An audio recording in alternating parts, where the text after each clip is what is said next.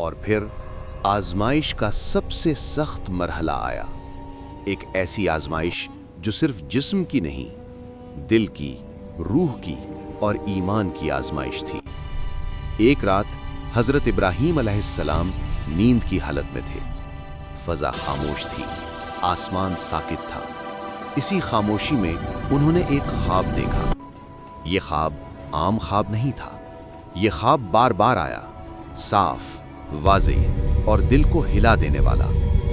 नबी का ख्वाब वही होता है, इसमें शक की कोई गुंजाइश नहीं होती।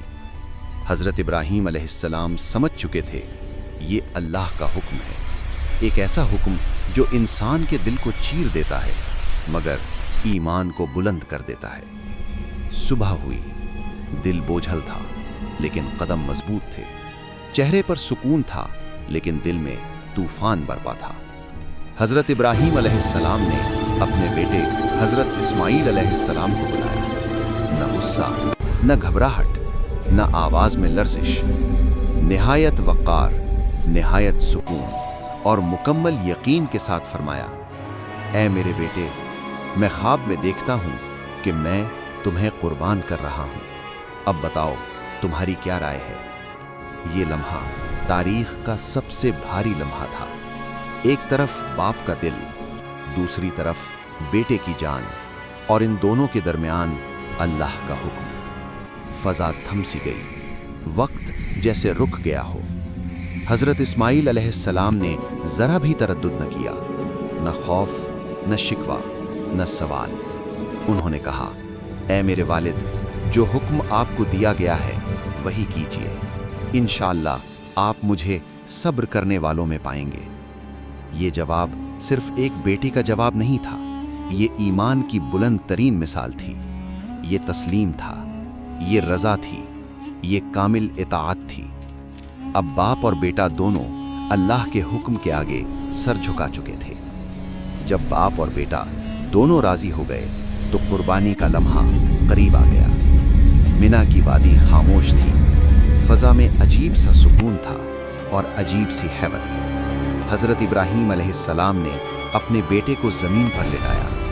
बेटे का चेहरा जमीन की तरफ था ताकि बाप की नजर न पड़े। दिल मजबूत था लेकिन आंखें नम थीं। छुरी हाथ में थी लेकिन दिल अल्लाह के हुजूर झुका हुआ था। जैसे ही छुरी चलाई गई, अल्लाह की कुदरत जाहिर हो गई। छुरी न चली, जमीन खामोश रही और आसमान गवाह बन गया। उसी लम्हे आसमान से निदा आई, ऐ इब्राहीम, तुमने अपना ख्वाब सच्चा कर दिखाया। हम नेक लोगों को इसी तरह बदला देते हैं। अल्लाह ने हजरत इस्माईल अलैहिस्सलाम को महफूज रखा और जन्नत से एक अजीम कुर्बानी नाज़िल फरमाई।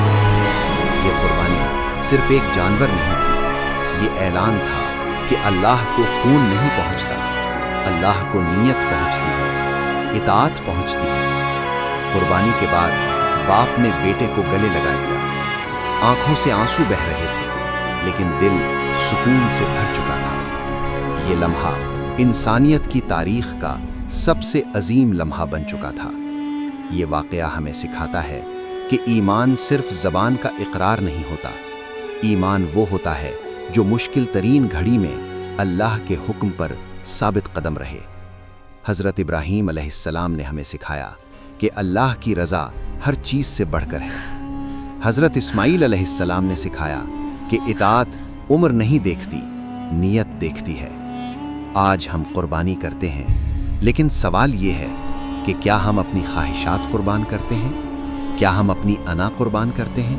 क्या हम अल्लाह के हुक्म के सामने बिला शर्त सर झुका देते हैं? अगर हमने ये सीख लिया तो कुर्बानी का मकसद पूरा हो जाएगा।